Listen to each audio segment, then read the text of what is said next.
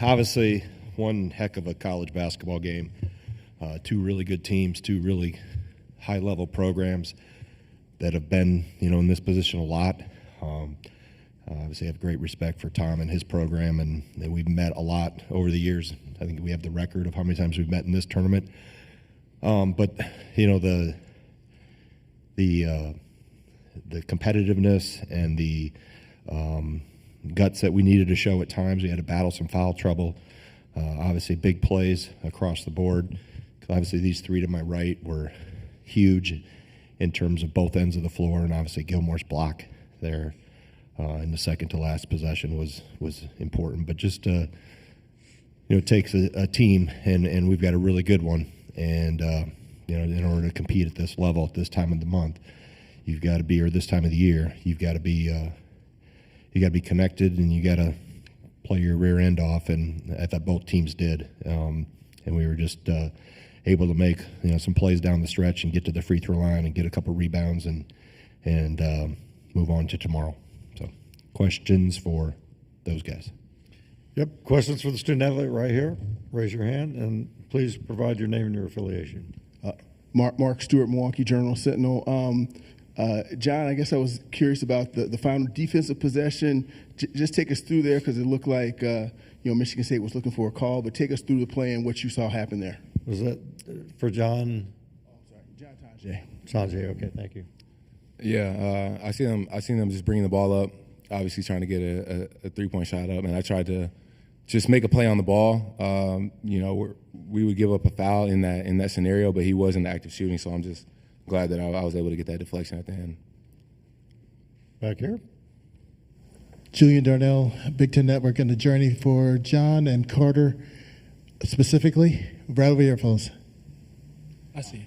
What's it like for you guys to be back in this point again? You were here last year into that final game against Illinois, then we know the result. What's it like to be back at this point with a different team with an opportunity that you have tomorrow? We'll start with John Blackwell. I think it's a great opportunity. The two teams we just played, UCLA and Michigan State, obviously got us at their place. And then these two teams playing right now, they both beat us. So it's a great opportunity to, get our revenge and in the championship. And we know how it feels to get to this point, and now we just got to finish the job. A different team, but a lot of the guys that were on the team last year, were in this position and on the team that made that run to the championship. So we know what we got to do to get it done, and we're going to do it tomorrow. Carter. Yeah, I think it just goes back to our coaches. To be able to go to back-to-back championships in the Big Ten is no easy feat, and to have the right system. And obviously right now is when you want to be playing your best basketball. So super blessed to be in this position to go back. Obviously it didn't finish the way we wanted to last time, but we've learned, we've grown, and hopefully the maturity of this team, as we showed today, will pan out, and just got to keep working hard, recover tonight, and show up ready to work tomorrow. Right here. John Tanjay, hi. Over here, Steve Greenberg from the Chicago Sun-Times. How does a guy go from not starting full-time until senior year at Colorado State to being the best player on the floor on this stage against, a super heavyweight opponent? John Tanjay, please. I think just a steady progression and just belief in myself. You just got to be able to, doesn't really matter what anyone thinks about you. As long as you believe in yourself and put the work in, I think you can essentially do whatever you would like to do. So I just stuck with it, kept getting better every summer, and I'm just continuing to try to get better each day. Right over here. Mello Williams with NBS Media. Carter, like Coach said, you made that key block to the last possession. Would you walk us through that? Yeah. To be honest, I blacked out a little bit and kind of forgot we were only up 3, so I was getting ready, and I know Fierce kind of came down the last possession and got right to the rim right away. So I saw him driving downhill, and I was kind of getting ready to block that one, and then I realized we were only up 3 quick, and the pass came back, and I knew I had to get on my horse and try to get a deflection or at least try to alter the shot in some way. So, but yeah, I was trying to block fears at the first start, and then realized that Hulleman was my guy, and I had to sprint back there and just try to make a play or do whatever I could to alter the shot in any way I could. Right here, Jack. Jack Ebling, drive with Jack, and press pass for John Tanjay. These teams met 13 days ago in East Lansing. Michigan State won by 9, and you had 11 points. What was a big difference today from that game, and how motivated were you to show that that wasn't you? I think I was just happy to have this opportunity to play basketball today. Obviously, you just learn from your past mistakes, and I think the coaching staff really prepared us and showed us, a better game plan for this time around, just things that we could have done better as a team. And I think me and the guys really just bought in today and just kind of saw those looks, saw things open up when we were able to execute what the coaches, gave us. And I just want to give a shout out to them.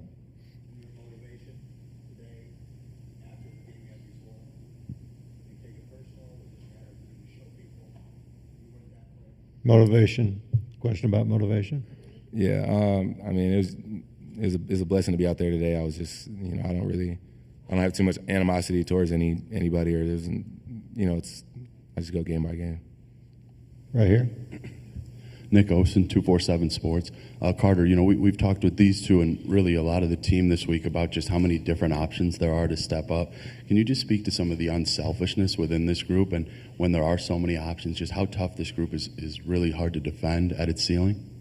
Yeah, for sure. I mean, I don't know what all the stats are, but Coach Gard's came in the past 2 games and told us on how many assists, on how many buckets we've gotten, and it's been a good majority of them. And I think that speaks to how skilled we are and how much we're willing to share. We pass up the good one for the great one every time.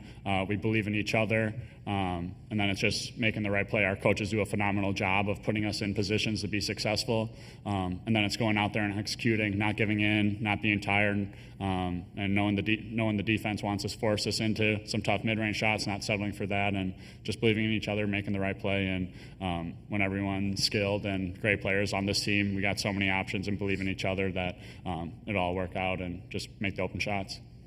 Want to take a couple more of the student athletes right here? All right. Mitchell Rands, IUI. This question's for Carter. Carter, you had a great game today, 10 points, 5 rebounds, 5 assists, and 3 blocks, and really played your best when it mattered most. As an upperclassman going forward, how important is it for you to help lead your team to victories in the month of March? Yeah, for sure. I had a good game today. The past couple games haven't been my best, but that's part of this team, that everyone can step up on any given night, and we've been lucky to do that here the past couple games, just have different guys step up at different times. But especially in these tournaments, when you're getting down here in March and playing multiple games back-to-back, guys are beat up, tired, injuries nagging here and there. So to have the depth and to just be able to have the depth and the guys that can step up at any given moment, make plays, make shots, and do the right thing, it's just super helpful and going to be very important here in March. Right here in front. Rohan Chakravarti, SB Nation. For John Blackwell, it seemed like early on shots weren't falling as much, but late in the game, you had a couple of big moments, the corner 3, the and 1, and then the layup with under 90 seconds to go. Just talk to me about, those final moments and maybe your confidence, even when shots aren't falling, to kind of, when the ball's in your hand, that you're able to do what you were able to do today. You're not making shots. Your confidence can't waver. My teammates are on me about that. And all credit to them, and then my coaches too. And then, down the stretch, I know the team trusts me to go get a bucket, so, that's what I did. It doesn't matter if the shots are falling early. I just stayed aggressive, keep going at it. Right here. Also for John Blackwell, I'm Paul Fansing from Spartans Illustrated, the Rivals Network. So, John, I believe you're a Michigan native. In the first matchup with Michigan State, you were the leading scorer, and you were the second leading scorer today. So is there something about playing Michigan State that gives you a little bit more juice playing that in-state team? Honestly, yeah, a little bit. It's always good to play in front of, like, all my boys that I went to high school with go to Michigan State, so it's always good to beat them and then give them crap when I text them. But, yeah, they're a great team, well-coached, and I just love games like this. Like, these are games you dream of when you were a kid. I grew up watching Michigan State and Michigan battle, and, I'm just blessed and honored to be in this position. One more for... I guess Carter, I'll ask you this. In terms from a defensive standpoint, today was another good performance defensively. Specific to Michigan State, what went into that, especially after those first few minutes? Michigan State came out pretty hot, and then from there, especially in the first half, it seemed like you and your teammates were able to tighten things up. What were the keys there? Yeah, for sure. I mean, last game they kind of crushed us on the offensive glass, and that hurt us. Obviously, I think Kohler kind of got in foul trouble early, which, I mean, he does a phenomenal job crashing the glass and doing all the little things they need to do. But I think everyone just did a great job listening to the coach's game plan. We obviously played them just a couple weeks ago, so we knew coming in that it was going to be a battle, and we obviously knew all the rules and the little things that they were going to try to take advantage of, and they did last game, and we weren't going to let them do that same stuff this game. So boxing out was the main thing. We know they're fast in transition, getting the ball up the sidelines, shutting that off, building a wall. But then just executing and then playing harder. All the 50-50 balls had to be ours. All the loose rebounds and stuff like that we had to clean up and run, and especially down the stretch, they do a great job. When they go 10 guys deep, they can constantly be crashing, but we did a phenomenal job fighting for rebounds and doing the little stuff that took us over the top to get the win. Thanks, guys. Thank you. Thank you. And Wisconsin locker room will remain open until 4:05. Questions for Coach Gard? Right here. Greg, Steve Stribbing right here in the right-hand corner. Right. Yeah. How you doing, brother? XL Sports. We could talk about a lot of things about this game, but I looked at Michigan State, what they won the categories, you won the categories. This is a game of little things. Talk about how important it is and how much stress you put on the team to get those little points into the game and make it work. Yeah, I think the game is overcoached and undertaught. And so we try to really emphasize from the day our players arrive in our program how important fundamentals are, because in your world and everybody watching this, the highlights, right? That's all they see. But truthfully, if you want to win at this high level, you have to be really fundamentally sound. And we try to keep it simple. I try not to have a lot of ambiguity in terms of what we're trying to accomplish and why we're trying to accomplish it. And when you have a player-led team and the coaches can feed into that, it allows you to play at this level with a lot of success. So it's really trying to keep it simple, and fundamentals matter. Fundamentals still at the end of the day, when all the glitz and glamour fall off, the fundamentals get it done and help you stay consistent over the course of seasons or a season or the course of, in our case, we just didn't start emphasizing fundamentals yesterday, right? And I was mentored by a guy that fundamentals were demanded in Coach Ryan, so that's an important piece of our program. Right here, Zach. Greg, Zach Osterman, Indianapolis Star. I'm sure you've been asked this at some point this season, but for those of us who haven't seen you as much, you evaluate John Tonji through kind of the process, and I know he's got some history as a scorer, but especially after going through what he went through last year and having to sit out for so long, when did you maybe kind of realize he can't just be a scorer, but he can be a guy that fills it up at volume, but also really efficiently with the way he's able to use the three-point line, the free throw line, just able to score in really efficient ways, as well as obviously score a lot of points? Yeah, I think the process was really fast because recruiting through the portal is kind of like speed dating or getting married off eHarmony.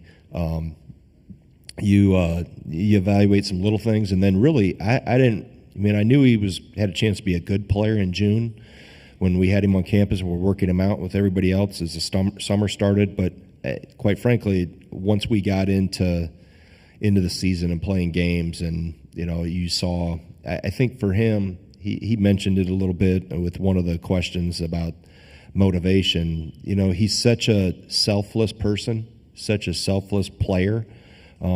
He's motivated by success, and I think he's gotten better on both ends of the floor. If I would show you some film of him in October on the defensive end, he had a long ways to go, and he's worked at it, and he's gotten better, and he's understood our concepts better. And then offensively, obviously, you try to put him in positions of success, and it comes also with his teammates around him, to be able to spread the floor and share the ball. And like I said, he's he's earned every accolade he's getting, and he's one heck of a player. But more importantly, he's an even better person, and that's why it fits so well with our team, and why the transition, even though it's been, it'll be one season, has been so good, because he's the right type of person in our program.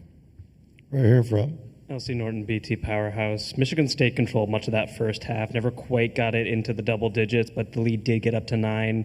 Your guys kept fighting, got a late lead heading in the locker room, and kept up that momentum into the second half, even with the arena kind of getting active. Just what does that say about this group's resiliency overall? Yeah, I mean, I debated taking a timeout there at points, but, it's a long game. I'm probably going to need a timeout later. You got to weather the storm. And the two things that really got us early were transition defense. We lost a guy or two in transition, and then we took a bad shot. Klesmit took a deep 3 in the right wing in transition from about, I said it was 30 feet. It probably was only 28, but it put him in transition, and they get a bucket at the other end. And then we went to a media and we just talked about we want to shoot the ball in transition, but understand cause and effect. And then the other thing was the offensive glass. We didn't do a good job early of securing the defensive rebound. We got better as the first half. We worked our way through the first half, and then much better in the second. Right here. Yes. Yeah, so obviously coming into this game, Michigan State with the #1 seed, they beat you early on in the month. So my question is that the type of thing that you use to get your guys even more hyped up coming into the game, or do you want to maintain the same process as any other game? Where are you from? England. England, okay, I knew it. You weren't from Cobb, Wisconsin. I know that. Anyway, I like your accent. No, we don't talk about any of that stuff in motivation. I mean, Michigan State earned the #1 seed because they were the best team through 20 games in our league, and they won the league hands down. It's just about, you get to this time of year, you're going to be playing really good teams, and it's about competing, and we needed to get better and do some things better than we did 2 weeks ago in East Lansing, and we were fortunate enough to do those things better. Specifically, we did a better job of taking care of the ball, better job on the defensive glass, and we made some shots. We shoot the ball a little bit better than what we did 2 weeks ago. Right here. Greg, I think there was during one of the key stretches of the game, you may have had four bench guys out there. Mm-hmm. Just can you talk? We had Carter up here, but just can you talk about? I think there was that sequence where you took scored 11 straight points and took the lead, and a lot of those guys were bench guys. Just the impact of those guys and what they were able to give you at that juncture in the game. Yeah, I think the depth of this team has been something that's been talked about, and everybody's seen it all year. But we were actually in a little bit of foul issues. Winter had gotten his third, and I felt Steve was out. He was starting to tire, and I usually roll those two guys back and forth to keep them both fresh. So I just decided Gilmore can play at the 5, and it makes us a little unique. We did it yesterday too, a little bit. It makes us a little harder to guard. We're a little faster in and out of the ball screens. Like I said, Gilmore can defend and rebound with 5s, so I'm not as concerned about that. But Janicki, Amos, I think McGee was out on the court with them as well. So it's just they know it takes everybody, and we're not dependent on one or two guys, and that's what makes this team so good. Is the whole is greater than the sum of the parts, and we know we have to have help and lifting power from guys off the bench, and we got it this afternoon. We got time for 3 more right here. Julian Darnell, Big Ten Network, and the journey for you, Coach. Right over here. Oh, Julian, there you are. Hi, Coach. Well, #1, congratulations. And #2, I know it's about the kids. I know it's about your young people, but I want to talk about you. What does it mean to be at this point again with this group when last year your leading scorer from a year ago at another school, your starting point guard from a year ago at another school? What does it mean to retool and to be back here again for you? What does it mean for you? It means I have a really good team, and I have a really good staff that help put this team together. And that's the era we're in college athletics. It's a year-by-year process in terms of now with the transfer portal and everything else going on in college athletics, that you have to embrace the new environment. You have to run to it, not run from it. And I think our staff did a phenomenal job of running to it, last spring. And we had a plan of how we wanted to put a team together and what we wanted it to look like. And then obviously the credit goes to our players because they've bought in from day one. I haven't had any pushback, any resistance, any ego.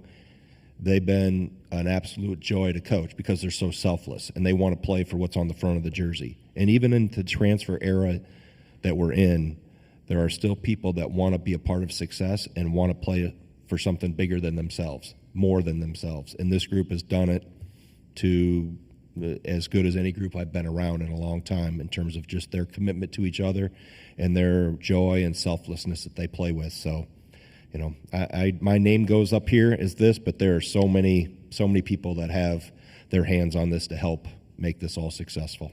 Now we have time for three more, right here. Greg, there's often a narrative around a really good Michigan State team, a first-place team that has to do with toughness or intimidation or willfulness. And I'm not saying that they're not that, but you guys are like that. Mm-hmm. How much is your team like that? And I'm thinking specifically of like Tanjay, the way he will just barrel into really good defense. Mm-hmm. Almost wantonly. I mean, there aren't many players like that, and what do you make of it? Well, I think to answer the first part of your question about Michigan State, when I got to Wisconsin with Coach Ryan in 2001, Michigan State was in the midst of 3 straight Final Fours and had won the league a lot. And Tom was in the first 5-6 years of his tenure there, whatever it was, and they were the king of the mountain. And when you come into a program and you want to pursue championships, you say, okay, who's been winning at the highest level? And what do we have to do to be able to compete with them? And the toughness and playing hard, and that's expected. That's not an exception, right?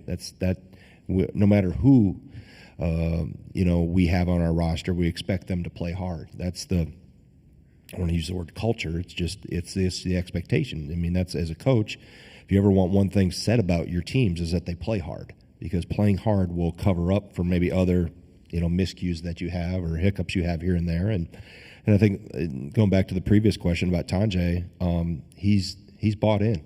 He understands, and he's a really good listener, and he's a quick learner, and he wants to win. And here's the recipe to be able to win in this league and compete, go toe-to-toe year in and year out with the Michigan States and the other teams in our league. I mean, you look at Michigan State, Wisconsin, and Purdue.